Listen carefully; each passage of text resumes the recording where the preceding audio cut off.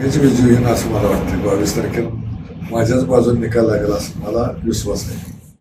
गेल्या 2-4 दिवसापासून वेगवेगळ्या प्रकारच्या अफवा पसरवण्याचं काम काही मंडळीकडून केलं जात आहे.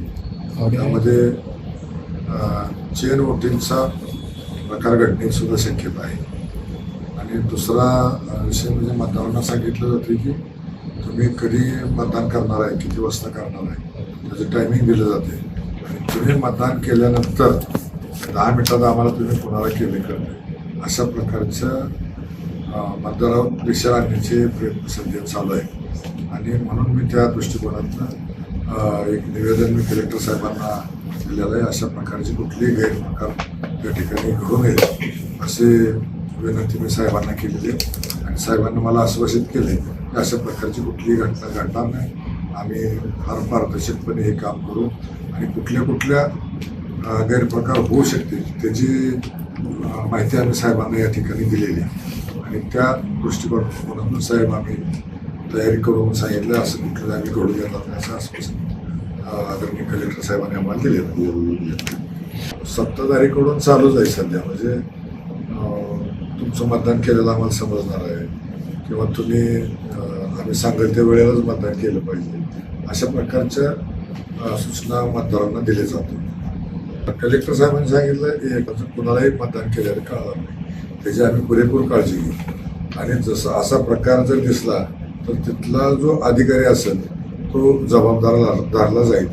आणि त्याने आम्हाला दाखवलं आता की इथं जे व्हिडिओ तिथं शूटिंग चालू आहे ते सगळं कलेक्टर ऑफिसमधून दिसणार आहे. त्यामुळे तिथं काय चाललंय त्याच्यावर आमचं दिवसभर ऑब्झर्वेशन असणार आहे. नाना, पालकमंत्री जयकुमार गोरे पहिल्यापासून सांगतात की आपल्याला 16 देखील मतं पडणार नाहीत आणि त्यांचा उमेदवार जेवढे त्यांचे भाजपचे मतदान आहेत त्याच्यापेक्षा 200 मतं अधिक मिळवून विजयी होतील.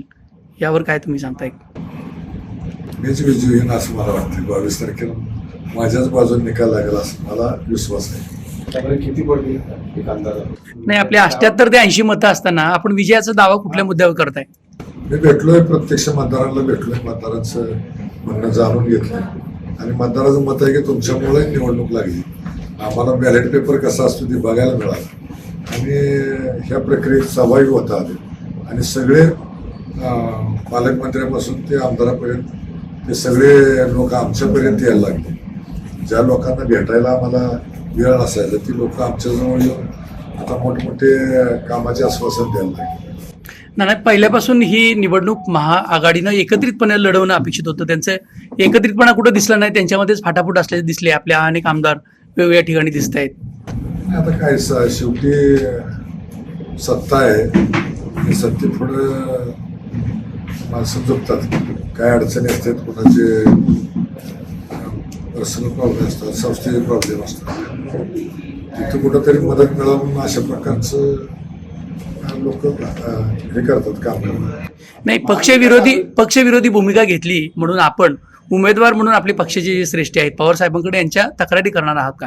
विद्यमान आमदार सुद्धा आपल्यापणे जाहीरपणे विरोधात आहेत. 29 तारीख 18 तारीख संपली त्याबद्दल आम्ही इथं पक्षाची बैठक बोलवून तो अहवाल पाठवून देऊ. निवडणूक संपल्यानंतर ही प्रक्रिया तुम्ही जे म्हणतात सुरू करण्यात कितपत योग्य आहे? तुम्हाला सध्या आता करून काय करणार? आज आपल्याला मग त्यातच वेळ जाईल.